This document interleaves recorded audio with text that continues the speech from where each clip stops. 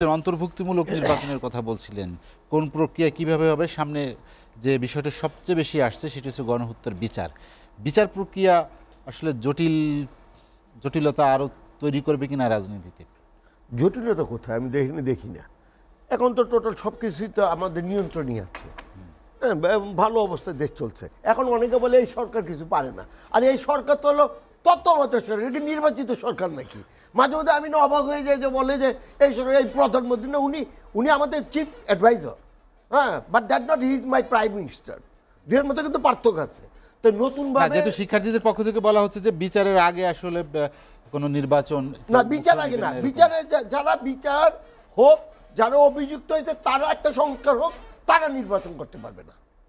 এটা হলো সবচেয়ে বড় কথা। ওই শুনছি, ছোটবেলায় শুনছি 71-এ নাকি কিছু কিছু মুক্তিযোদ্ধারা কলকাতায় মত ফুর্তি করছে, শুনছি। এবং আমি তখন ক্লাস 2 এর ছাত্র। আমার মনে আছে যে আমরাও ছিলাম, আব্বা মুক্তিযুদ্ধ ছিল, তা আমরা পালিয়ে গেছি। আব্বা পার্লামেন্ট মেম্বার ছিল, তা যুদ্ধে ছিল আব্বা। তা আমরা দেখছি অনেক মুক্তিযুদ্ধ হোটেলে ছিল, ইন্ডিয়ান হোটেল। আমি ইন্ডিয়া হোটেল পাশে রুমে ছিলাম। এখন মাঝে মধ্যে ওই সকল ছবি দেখে নেই লোকটা না ওই ইন্ডিয়ান হোটেল আছে, যুদ্ধে গেল। হোটেলের বাইরে বিশেষ জায়গাও নাকি যাইতো না, আমি আর ওইটা জানি না, ওই মধ্যে তা জানি না। আচ্ছা, এখন বলবো বই পুস্তকে ওরা মহান ভালো অবস্থা আছে। স্যার বললো না যে বিএনপি ছেলেরা যখন কলকাতায় গেছি তারা ধরছে, স্যার আমরা চলবো কি, দেশের অবস্থা এই অবস্থা কেন? তবে এইটুকুই বলবো যে আওয়ামী লীগ তো ভুল করেছে। 14তে বিএনপি জাতীয় জামাতকে নির্বাচন দেয় নেই, 18তে একটা দুষ্টামি করেছে, আবার 24-এ আরেকটা দুষ্টামি করেছে। ওরা তো ভুল করছে, তো আমি ভুল লিখিলেও ভুল করিও না। একটা শ্লোক আছে, আমি আমার মার মুখে শুনছিলাম যে ভুল লিখিলেও ভুল করিও না। ভুল হয়েছে, আপনি নিবা ভুল করবেন কেন? সকল দলের অংশগ্রহণ থাকুক না। দেখেন না আওয়ামী লীগ কয়টা ভোট পায়? হ্যাঁ, দেখেন তাদের অবস্থাকে, জনগণ তাদেরকে কিভাবে ইতিহাসে আস্থা করে নিক্ষেপ করে। আর যদি এটা না করেন তাহলে কেবল আওয়ামী লীগ ছাড়াই তো নির্বাচনে পাস করছে, নিত আওয়ামী লীগটা তাহলে সেটা বুঝতাম। হ্যাঁ, তাই এগুলি কি হয়তো তারপর রাজনীতি স্ট্র্যাটেজি ব্যাপার আছে, অনেক চিন্তা ভাবনার ব্যাপার আছে। আমি এইটুকু বলবো যে কয়েকদিন আগে একটা জরিপ দেখলাম যে জরিপে বিএনপি এত%, আওয়ামী লীগ এত%, এনসিপি এত%, জাতীয় পার্টি 1%। খুঁজে আমি পাই নাই। তারপর কোনখানে যে 1% বলছে, মাঝে মধ্যে অবাক হয়ে যায়। বললো যে জামাত ইসলাম, রংপুর এবং সাতক্ষীরা বেশ শক্তিশালী। জায়গা জাতীয় পার্টিও, জায়গা জামাতও, ওই যারাই দায়িত্ব থাকে যখন রংপুরে গেছে ওই জাতীয় পার্টি টিক দিয়ে দিয়েছে জামাত। এগুলি তো আমরা বহুত খেলা দেখছি জীবনে, দেখি নাই তা তো না। হ্যাঁ, দেখি নাই আজকে গোলাম মোহাম্মদ কাদের পার্টির চেয়ারম্যানকে দিচ্ছে যে উনি নাকি পদপদবি নিয়ে দিয়েছেন। দিলে অসুবিধা কি ভাই? একটা রাজনীতি তো ডোনেশন পত্র, টাকা দিব কে?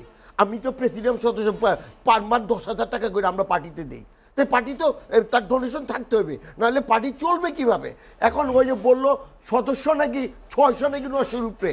আমি কিছুক্ষণ আগে ইফতারে আমি পার্টির দপ্তর সম্পাদক মাহমুদুল আলমের কাছে জিজ্ঞাসা করছি অ্যাকচুয়ালি ঘটনা কি বলো তো? কয় না, নির্বাহী সদস্য 300 আছে, বাকি গেলে হলো দুধে ভাত। মানে ওই সদস্য দিছে, নির্বাহী সদস্য না, একটা অস্থায়ী সদস্য। তো অস্থায়ী সদস্য পার্টির চেয়ারম্যান ক্ষমতা বলে দিতে পারে। এখন এগুলি যদি বলা হয় পার্টি বিএনপি চলে কিভাবে? বিএনপি কি একেবারে আল্লাহ তরফ থেকে টাকা দিতে, বা জাতীয় পার্টির আল্লাহ তরফ থেকে দেবে? জামাতের তো একটা এস্টাবলিশমেন্ট আছে যেটা বিএনপির নেই, জাতীয় পার্টিও নেই। হ্যাঁ, আর আওয়ামী লীগ তো কোটি কোটি কোটি টাকা নিয়ে গেছে গিয়া। এখন ওই যে 100 কোটি টাকা দিয়ে স্যার বললো না জিনিসপত্রের দাম বাড়িয়ে দিব। আমাদের এবং বিএনপির কিন্তু একটা প্রবলেম আছে, আমাদের সেই এস্টাবলিশমেন্ট টাকাটা কিন্তু আমাদের নেই। যেমন জামাত ইসলামের হাসপাতাল আছে, ব্যবসায়িক প্রতিষ্ঠান আছে, ছাত্র সুবিধে বেরোলে ভালো চাকরি করে। জেলে গেলে নাকি 10,000 কামাইতো, তার বাসায় এখন 20,000 টাকা দেয়। আর আমরা জেলে গেলে তো 10,000 তো দূরের কথা, 1 টাকা না, ওই লয়ারও খুঁজে পাই না। তাই এই দুইয়ের মধ্যে পার্থক্য আছে না? ওরা ক্যাটারভিত্তিক পলিটিক্স করছে, আমি সম্মানের সাথে বলবো তারা ভালো অবস্থায় আছে, কিন্তু আমরা এটা পারি নাই। তাই এগুলি একটা পরিবর্তন হওয়া দরকার। আওয়ামী লীগ যে ভুল করছে শান্ত ভাই, ওই ভুল যেন আমরা কেউ না। কিন্তু লটন ভাই, শিক্ষার্থীদের যে দাবি বা শিক্ষার্থীরা যেটি সবচেয়ে বেশি জোর দিয়ে আসছে যে বিচার চাই, তারা যে রক্ত দিয়েছে সেটি যেন ভালো রাজনীতি তৈরির ক্ষেত্রে, নতুন বন্দোবস্তের ক্ষেত্রে সংস্কারও তারা বেশি। শুনেন, নতুন রাজনীতিবিদরা আসছে, হ্যাঁ এরা যে বয়সে আসছে আমি সেলুট জানাই একটা কারণে শান্ত ভাই ডন্ডে গাদার হয় স্যার এখানে মনে কিছু নেন না আমি জাতীয় পার্টি করছি ছোটবেলা থেকে এই আওয়ামী লীগ বিএনপি জামাত আর ওই জাসদের যন্ত্রণায় এরা তো সবগুলো আইছে আবার জাতীয় পার্টিতে এগোর যন্ত্রণায় আমি জাতীয় পার্টি করতে পারি নাই এদের যন্ত্রণায় যারা ক্ষমতা আসছে হয়তো দেখা গেলো এই পার্টির মহাসচিবকে ইজ এ বিএনপি মাইন্ডেড এই পার্টির মহাসচিবকে সে তো আওয়ামী লীগ মাইন্ডেড মানে তারা পারপাসটা ওইভাবেই সার্ভ করছে নতুন দল যারা আসছে নতুনভাবে আগাক না হয়তো সময় লাগবে এইবার না আসলে ইন ফিউচারে ভালো অবস্থা হইব কিন্তু আমাদের মতন তো একটা ঝামেলায় পড়বো না যে ভাই এই উনার লোকে বললাম উনি যে করলো না আওয়ামী লীগের বিরুদ্ধে যাওয়া যাবে না উনারে বললাম উনি তো বললো না না না বিএনপির বিরুদ্ধে যাবে কারণ কি ওই জাতীয় পার্টিতে আসছে আবার আওয়ামী লীগ আর বিএনপির থেকে দলছুট নেতাদের নিয়ে দলছুট নেতাকে যন্ত্রণা অস্থির হয়েছে এই নতুন দল যে আছে ন্যাশনাল পার্টির হ্যাঁ আমি বলবো যে তারা নতুন টিম যে আসছে আমি সম্মানের সাথে বলবো ভাই ওই টাইপের লোক ঢুকাইলে কিন্তু আমাদের মতো বুড়ো হয়ে যাবো কোনো দিন জাতির সুফল পারবো না কাজ করতে গণ অভ্যুত্থানের পক্ষে শক্তিগুলো নিয়ে যে ঐক্য এই ঐক্য অটুট রাখার কথা বললেন সায়ন্ত ভাই হ্যাঁ। আপনি কি মনে করেন না এরই মধ্যে জামাত এবং বিএনপির মধ্যে আপনি দেখেছেন যে অনেক বাতচিত অগ্নি রাজনীতি মত বিরোধ থাকতেই পারে বাট এক সাথে সমঝোতা মানে স্মার্টনেস এটা আমি মনে করি আর ভাই যেটা বললো যে ড্রাইভার কন্ট্রাক্টর হেল্পার হ্যাঁ হ্যাঁ আপনি বলছেন, আমি বলি নাই। আরে কন্ট্রাক্টর তো অবাজুল কাদের শোনেন 5ই আগস্টের যে আন্দোলন সেটাকে আমরা সমর্থন করেছি